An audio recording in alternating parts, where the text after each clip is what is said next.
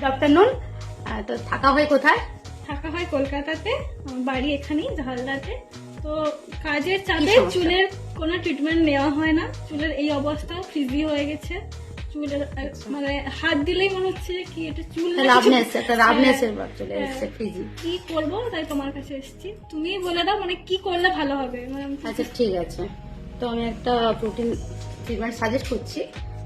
Dryness ফ্রিজিনেসটা কেটে যাবে, তারপর এর সঙ্গে 80 to 90% স্টেট লুক থাকবে।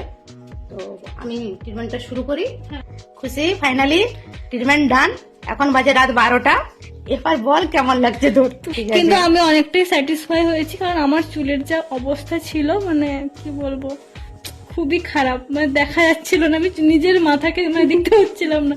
এখন আমি খুবই স্যাটিসফাই।